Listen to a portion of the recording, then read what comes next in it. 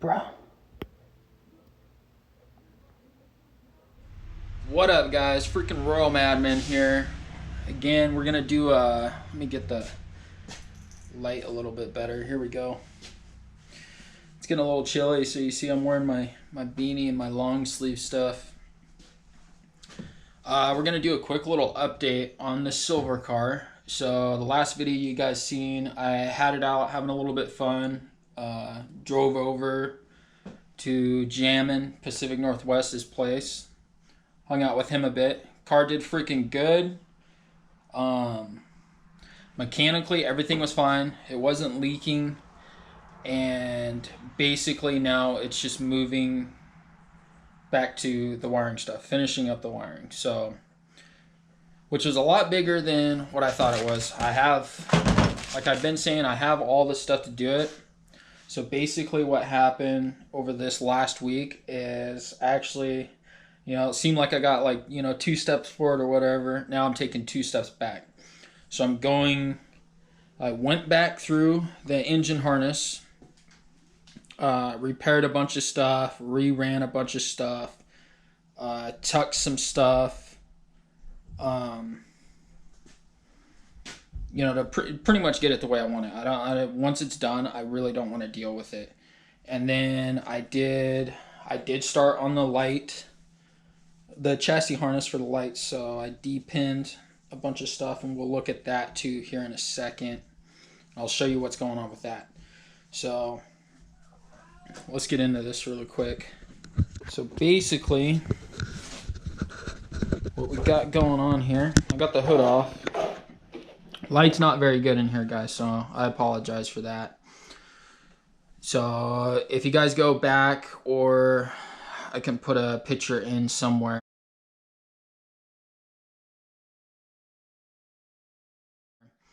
But there was wires, basically wires running across here, wires running down the side, wires up over the fuel rail, and the intake was super dirty. The fuel rail was super dirty. I wanted to check the injectors. So pretty much what happened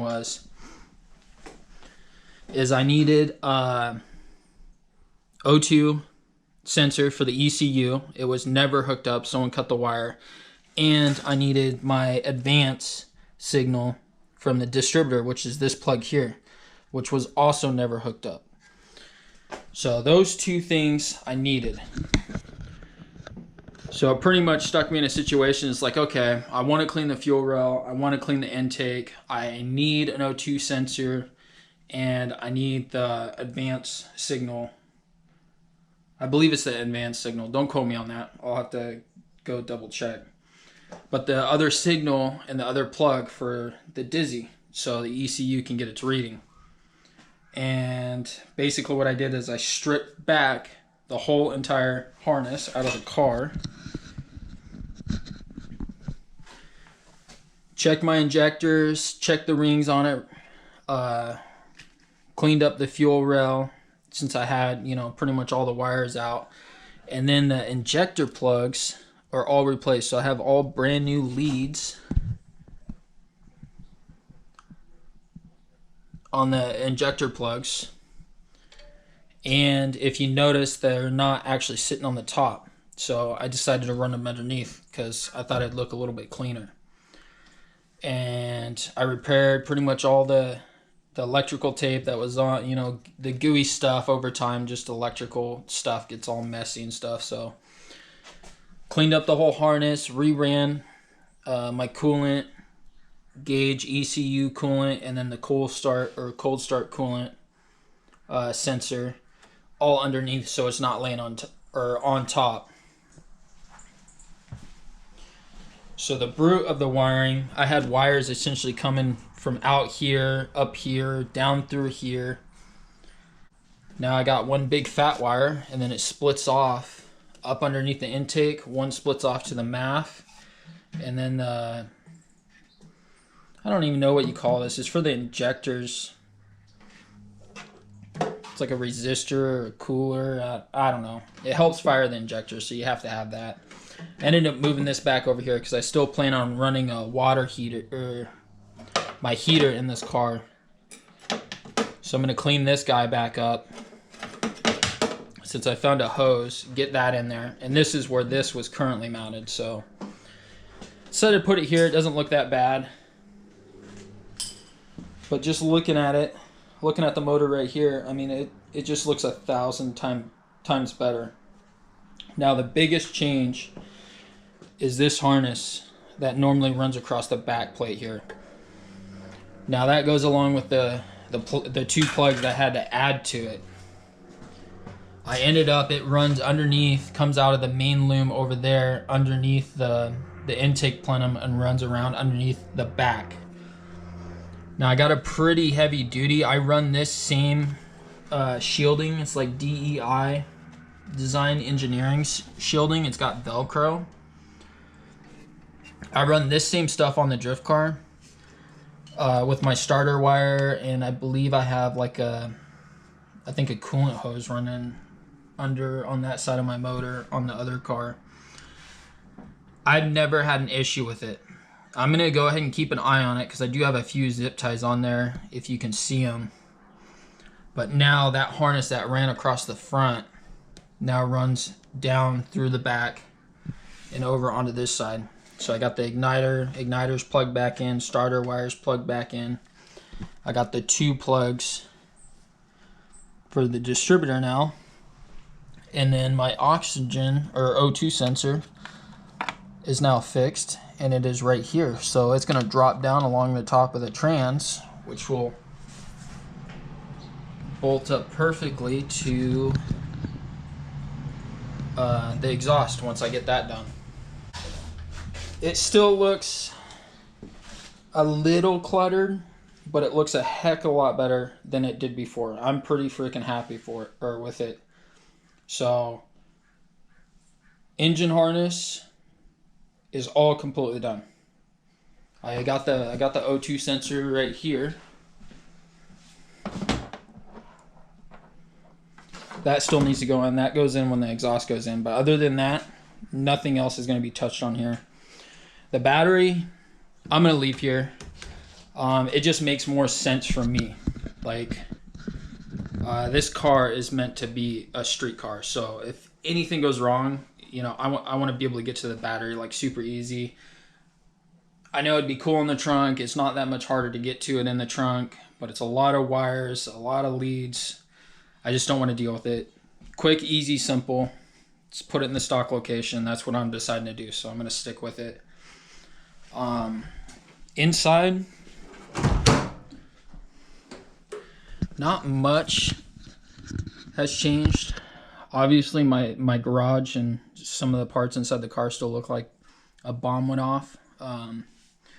ECU is currently unplugged just because I didn't want to have to worry about anything. Battery's unplugged. All this stuff is going to get tucked. Oh, I did add a heavy duty, I think it's 10 gauge, 12 volt, or there's probably going to be about 14 volts actually running through this guy. And this is going to send more power to my fuse box because I didn't feel comfortable running this little guy. It'd probably be fine. I was going to run a battery cable, but that's a bit overkill. So basically I have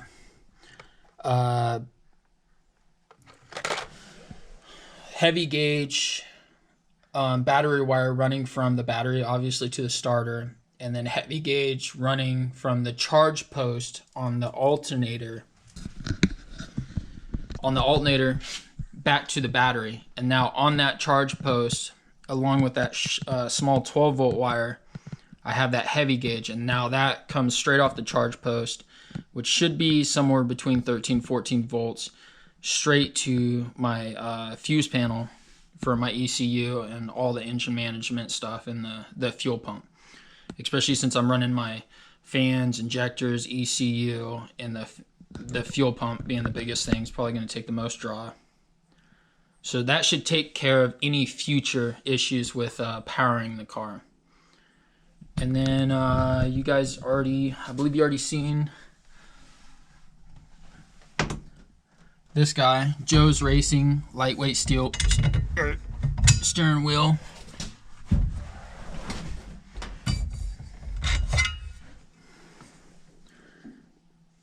pretty cool.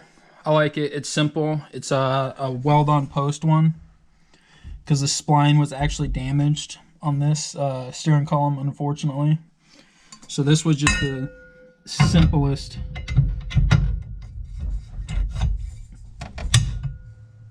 route for me. Little kitty cat, crystal shift knob. I like little rad little trinkets. So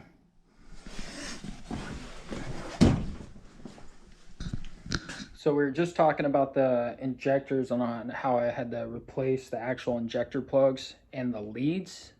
At the same time, I kind of extended them because of the way I ran them underneath below the plenum. So this is what they look like coming out of there. They didn't even have, they were missing all their freaking clips, which is kind of a bummer. I just wanted to show you guys this really quick because it was actually pretty easy to find the parts. It's a pretty common part actually in a bunch of cars, even current cars today. So if you need new injector connectors, like the pigtails, these are from Napa. You can get them at O'Reilly's, but when I went to O'Reilly's, I wanted to get this done literally the other day, and they didn't have them in stock. It would have been a special order. Napa actually had them in stock. So there's the part number for all you guys curious. This will work for almost all the sensors on the 4AG, the water sensors, the cold start injector if you're running it, and obviously all the injectors is what I used them for. They come with a pigtail that's probably about, I don't know, about 3 inches long, maybe 3.5 inches long, and they come with all the metal clips already attached to them, so you can just literally solder them up, heat shrink them, and throw them on the car. So I got mine at Napa. Like I said, most places carry it. It's a super common part. That's the part number for Napa, if you guys are curious. Now we'll talk about this stuff. Okay, so let's talk about the ECU really quick. I got a few of them, a few different ones. So I found out it's pretty important because some of these have slightly different pinouts. Like there could be some extra stuff or this or that. These two, unfortunately, fortunately, they weren't that much different. So you basically like search this code, yada yada yada, and figure out actually what it is. So this one's an 8485 GTS manual ECU. This is the one actually for this car. It looks beat up and damaged, but I promise you it's okay. I haven't had any problems with it. And it's an 86, 87 GTS. It's just really important to double check. At Jamin_Pacific Northwest, I actually like to thank him. He was helping me with that because it helps, and it's a lot easier to find the pinouts if you actually know what ECU you have. So there's that, and that goes, now we're going to go to the lights, basically the chassis system. So pretty much I took the stock box. This is going to come apart, so essentially I'm just going to be using the guts out of it to simplify it. And then one of these is the alternator signal wire. I believe it's this guy right here, this black and yellow one. So I'm going to leave that one. These other two get to come out. This is going to run to that panel inside my car to its own like post, probably with like I'll have to get the amp, how many amps it's going to draw, and run to its own fuse. So if anything happens, it doesn't like something happens to my motor, it ain't going to damage my chassis harness. And that will power the light system. Let me flip you guys around here. Get this out of the way.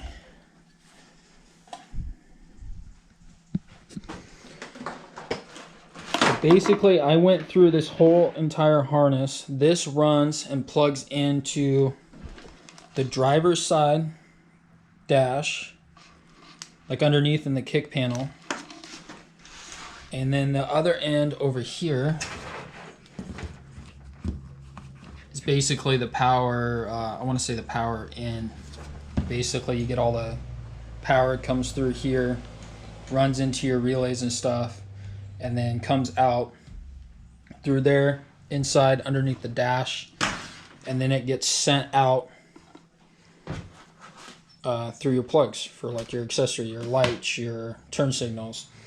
So this harness has been stripped mostly completely down. So there's turn signals, which are these guys, one for each side, which I have to extend.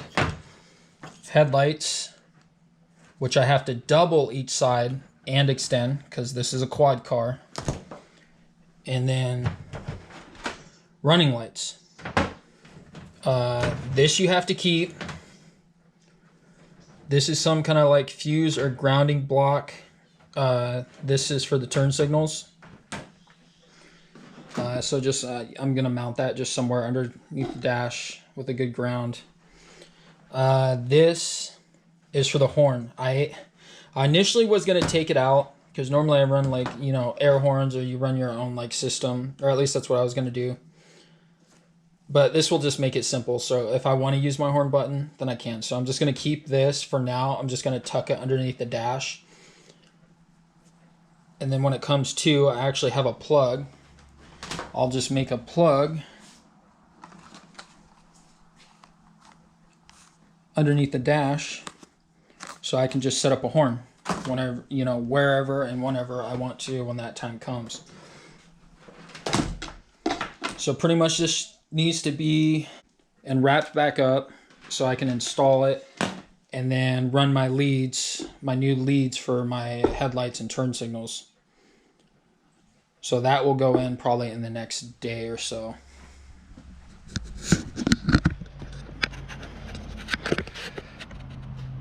But yeah, it's like, I mean, it's not that bad. I'm super happy I took the time and just ripped the engine harness back out of the car. Because one, I know that, you know, I did it, so I know what's going on. I know the car, all the wiring is good. I'm not going to have a problem with it in the future. And I get to run it the way I want to. So, but on the flip side, my garage is not looking very happy. It literally looks like a bomb went off in here. So I'll probably clean all this up. Stuff is just scattered everywhere.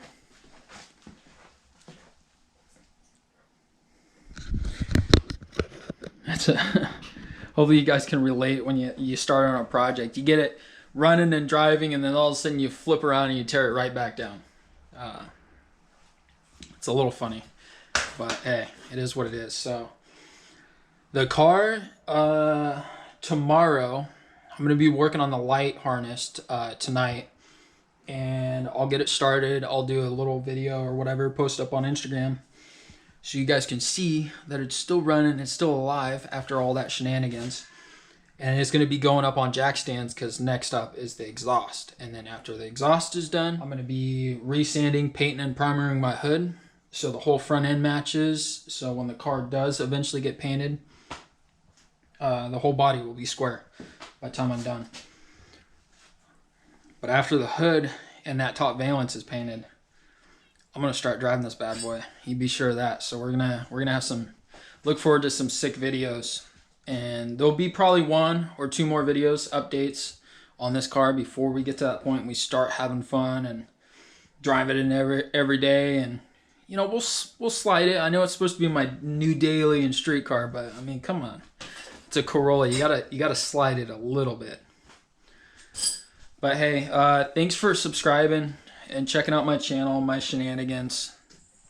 I really appreciate it. And I appreciate all my friends that come over and help with this car. Darren, Jamin, Cole. Just shit sucks right now, and it's nice to have good friends and people that care. So you guys stay safe out there. Thanks for hanging out. Peace.